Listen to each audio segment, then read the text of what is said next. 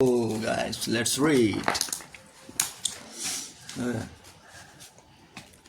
Transgression second. In the early 18th century, no one stood higher in English society than the Duke and Duchesses of Marlborough. The Duke, having led successful campaigns against the French, was considered Europe's premier general and strategist, and his wife, the Duchess, after much maneuvering, had established herself as the favorite of Queen Anne, who became ruler of England in 1702.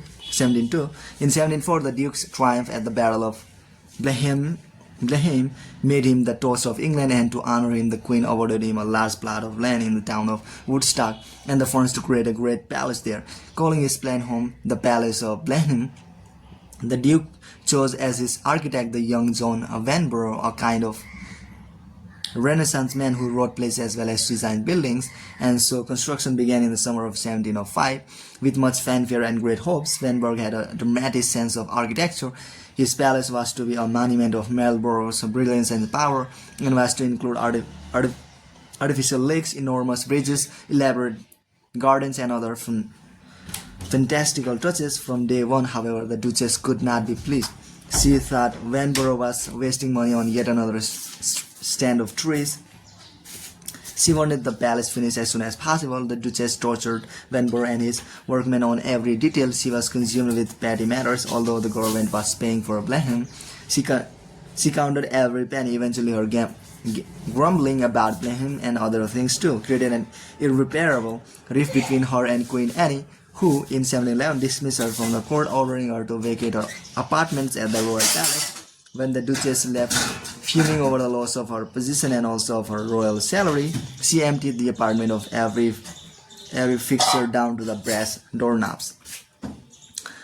Over the next 10 years, work on Blenheim would not stop and start as the funds became harder to procure from the government. The Duchess thought Vanbrugh was out to ruin her. She quibbled over every carload of stone and bushel of lime, counted every extra yard of iron railing or foot of wainscot, hurling abuse at the wasteful workmen, contractors, and surveyors. Marlborough, old and weary, wanted nothing more than to settle into the palace in his last years, but the project became bogged down in a swamp of litigation, the workmen suing the Duchess for wages, the Duchess suing the architect right back. In the midst of this interminable wrangling, the Duke died. He had never spent a night in his beloved Blenheim.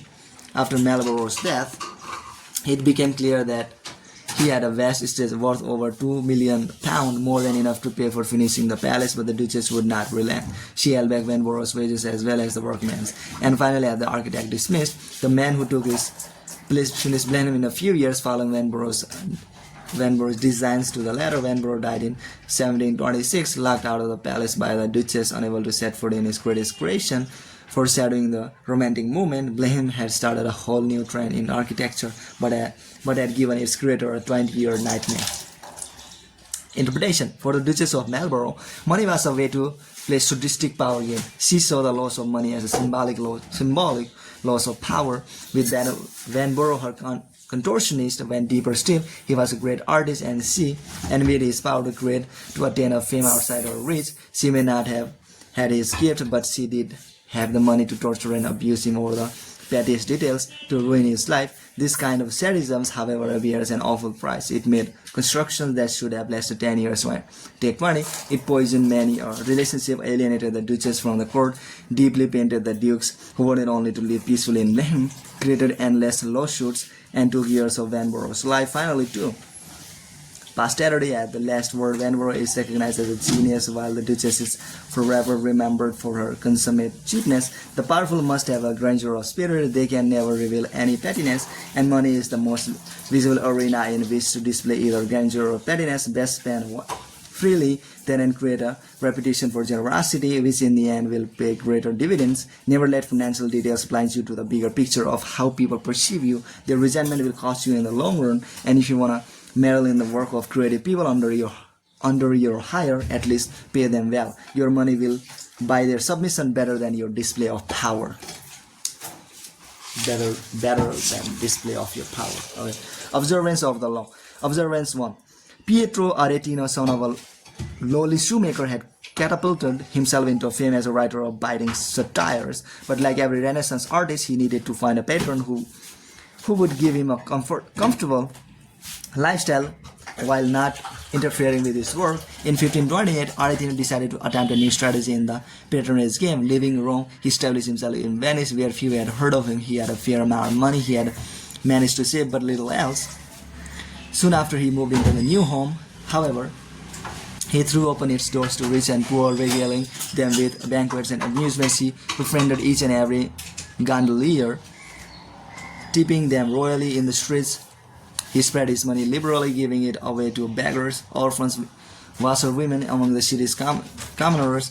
Word quickly spread that Aretino was more than just a great writer. He was a man of power, a kind of lord. Artists and men of influence soon began to frequent Aretino's house.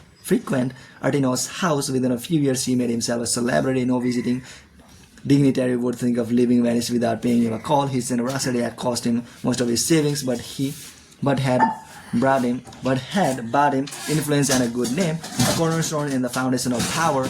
Since in Renaissance Italy, as elsewhere, the ability to spend freely was the privilege of the rich, the aristocracy thought Aretino had to be a man of influence, since he spent money like one, and since the influence of a man of influence is worth buying, Aretino became the recipient of all sorts of gifts and monies. Dukes and duchesses, wealthy merchants, and popes and princes contemplated to gain his favor and showered him with all kinds of presents. Aretino's spending habits, of course, were strategic, and the strategy worked like a charm.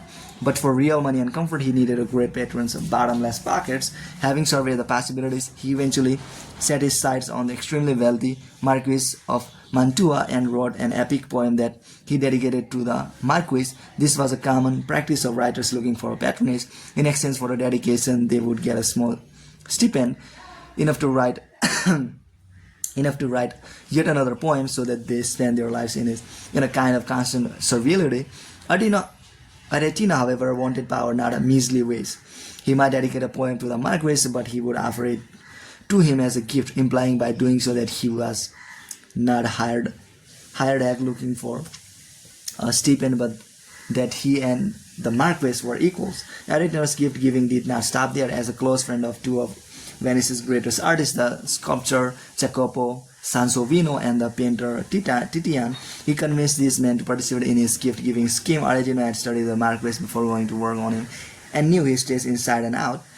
He was able to advise Sansovino and Titian what subject matter would please the Marquis most. When he then set a Sansovino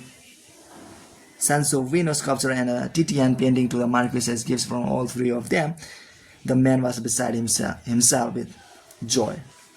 Over the next few months, Aretino sent other gifts: sword saddles, the glass that was a Venetian specialty, things he knew the Marquis prized. Soon he, Titian, and the Sansovino began to receive gifts from the Marquis in return, and the strategy went further.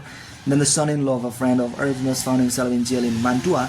Aretino was able to get the Marquis to arrange his release. Aretino's friend, a wealthy merchant, was a man of great influence in Venice. By turning the goodwill he had built up with the Marquis to use, Aretino had now bought this man's indebtedness too, and he in turn would help Aretino when he could. The circle of influence was growing wider. Time and again, Aretino was able to cash in on the immense political power of the Marquis, who also helped him in his many court romances. Eventually, however, the relationship became strained as Aretino came to feel that the Marquis should have required his generosity better, but he would not lower himself to begging or whining. Since the exchange of gifts between the two men had made them equals, it would not seem right to bring up money. He simply withdrew from the Marquis' circle and hunted for other wealthy prey, settling first on the French king of Francis, then the Medicis, the Duke of Urbino, Emperor Charles V, and more. In the end, having many patrons meant he did not have to bow to any of them, and his power seemed comparable to that of a great lord. Interpretation. Aretino understood two fundamental properties of money. First, that it has to circulate to bring power. What money should buy is not lifeless objects, but power over people. By keeping money in constant circulation, Aretino bought an ever-expanding circle of influence that in the end more than compensated him for his expenses. Second, Aretino understood the key property of the gift. To give a gift is to imply that you are and the recipient are equals at the very least, or that you are the recipient superior. A gift also involves an indebtedness or obligation. When friends, or for instance, offer you something for free, you can be sure they expect something in return, and that to get it they they are making you feel indebted. The mechanism may or may not be entirely conscious on their part, but this is how it works. Aretino avoided such encumbrances on his freedom. Instead of acting like a Menial who expected the powerful to pay his way in life, he returned the whole dynamic around. Instead of being indebted to the powerful, he made the powerful indebted to him. This was the point of his gift giving, a ladder that carried him to the highest social levels. By the end of his life, he had become the most famous writer in Europe. Understand, money may determine power relationships, but those relationships need not depend on the amount of money you have. They also depend on the way you use it. Powerful people give freely, buying influence rather than things. If you accept the inferior position because you have no fortune yet, you may find yourself in it forever.